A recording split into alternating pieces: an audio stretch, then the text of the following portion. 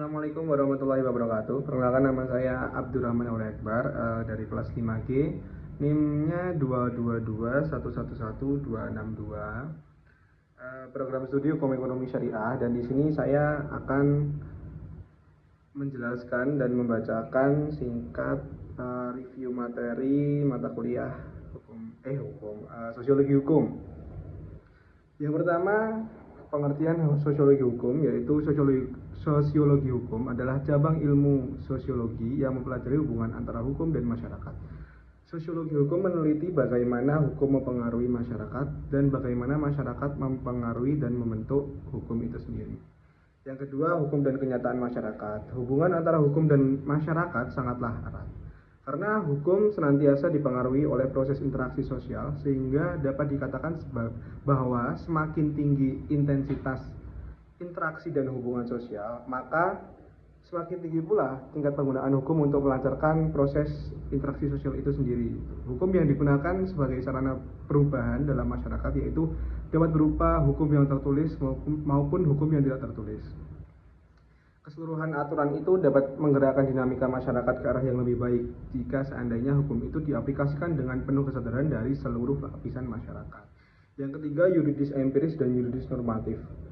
Yuridis empiris ini adalah pendekatan dalam penelitian hukum yang mengedepankan pengamatan langsung terhadap penerapan hukum di masyarakat. Dan yuridis normatif merupakan bentuk kajian di mana kajian ini memandang sebagai kaidah yang menentukan apa yang boleh dan yang tidak boleh dilakukan. Yang selanjutnya adalah mazhab pemikiran hukum positivisme. Positivisme dari kata positif, yang mana istilah ini diartikan sebagai teori yang bertujuan menyusun fakta-fakta yang teramati atau apa yang berdasarkan fakta-fakta. Positivisme merupakan pemahaman yang berakar dari filsafat empirisme. Jadi, positivisme adalah suatu aliran filsafat yang menyatakan ilmu alam sebagai satu-satunya sumber pengetahuan yang benar dan menolak aktivitas yang berkenaan dengan metafisik. Positivisme terhadap pemikiran hukum terbagi menjadi dua, yaitu pragmatisme dan positivisme logis. Kedua hal tersebut memiliki pengaruh yang besar untuk teori hukum modern, tetapi dalam sudut yang berbeda. Yang selanjutnya adalah mazhab pemikiran hukum Islam atau sociological jurisprudence. Secara keseluruhan, ini menekankan pentingnya hubungan antara hukum dan masyarakat. Hukum yang efektif harus beradaptasi dengan kebutuhan sosial dan mencerminkan nilai-nilai masyarakat. Inovasi dalam hukum diperlukan juga untuk responsif terhadap perubahan sosial, memastikan bahwa hukum tetap relevan dan berfungsi secara efektif dalam kehidupan bermasyarakat sampai sekarang. Yang selanjutnya adalah mazhab pemikiran hukum atau living law dan utilitarianisme. Living law dan utilitarianisme menawarkan pendekatan yang berbeda, namun sama-sama berharga dalam memahami dan mengembangkan hukum. Living law menekankan bahwa hukum terus hidup dan berkembang bersama masyarakat, sedangkan utilitarianisme menilai hukum berdasarkan manfaat yang dihasilkannya untuk kesejahteraan sosial. Keduanya ini sama-sama memberikan kontribusi yang penting dalam teori dan praktik hukum modern, terutama dalam konteks pluralisme hukum dan kebijakan publik yang berorientasi pada kesejahteraan masyarakat. Yang selanjutnya adalah pemikiran Emil Durkheim dan Ibnu Khaldun. Sosiologi itu ilmu yang mempelajari fakta sosial, yaitu kenyataan yang berkaitan dengan berpikir, bertindak, dan merasakan sesuatu. Fakta sosial bersifat makro, berada di luar individu dan memberi perhatian pada tatanan masyarakat secara luas.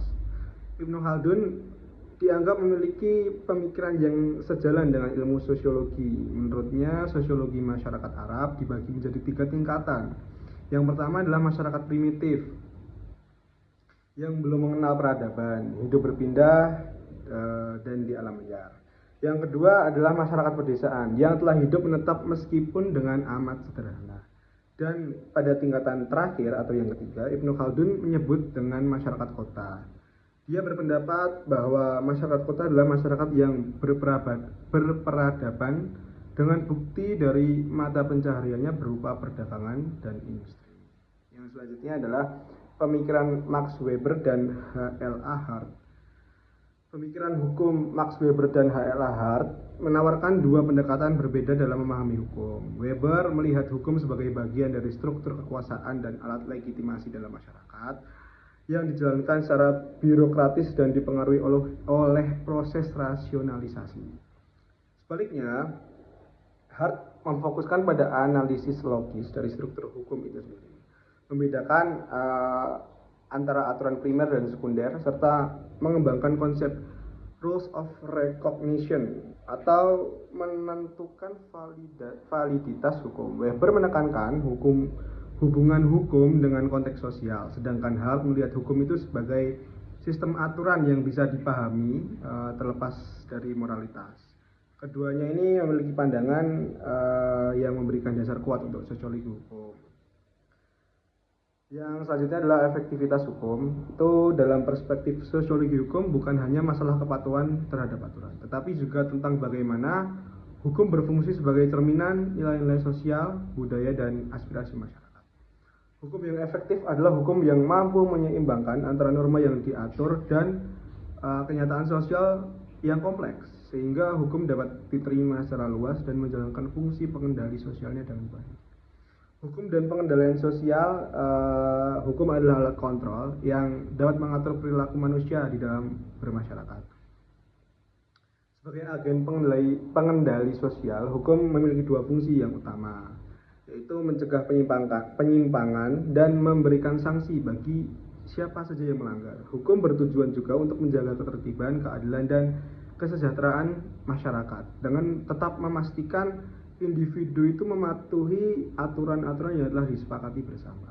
Sanksi hukum baik yang bersifat retributif ataupun restitutif adalah alat untuk menegakkan hukum dan menciptakan masyarakat dengan rasa aman yang teratur. Kajian sosiolegal.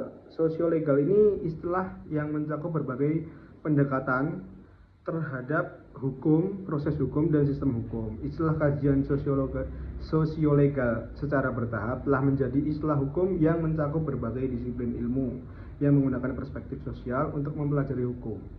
Pendekatan sosiolegal menggabungkan metode dari berbagai disiplin ilmu sosial seperti ilmu politik, ekonomi, budaya, sejarah, antropologi, komunikasi, dan lainnya dengan pendekatan yang khas dalam studi hukum, seperti kajian mengenai asas, doktrin, dan hierarki peraturan perundang-undangan. Sosiolegal bertujuan untuk sepenuhnya mengintegrasi pengetahuan, keterampilan, dan pengalaman penelitian dari kedua atau lebih disiplin tersebut. Yang selanjutnya adalah hukum progresif. Menurut Sacipto Raharjo, hukum progresif adalah tindakan radikal yang mengubah sistem hukum termasuk peraturan-peraturan hukum agar lebih bermanfaat bagi manusia, menjunjung harga diri, serta menjamin kesejahteraan dan kebahagiaan. Pluralisme hukum mengacu pada keberadaan berbagai sistem hukum dalam masyarakat. Berbeda dengan sentralisme yang hanya mengakui hukum negara, menurut John Griffiths, pluralisme hukum mencakup hukum negara, adat, dan hukum lokal yang hidup berdampingan. Yang terakhir adalah pendekatan sosiologis dalam studi hukum Islam. Pendekatan sosiologi dalam studi hukum Islam menekankan bagaimana norma-norma hukum berfungsi dalam konteks sosial. Pluralisme hukum tidak hanya dilihat dari perspektif legalistik, tetapi juga dari bagaimana masyarakat berinteraksi dengan berbagai sistem hukum yang ada. Terima kasih, kurang dan lebihnya mohon maaf. Wassalamualaikum warahmatullahi wabarakatuh.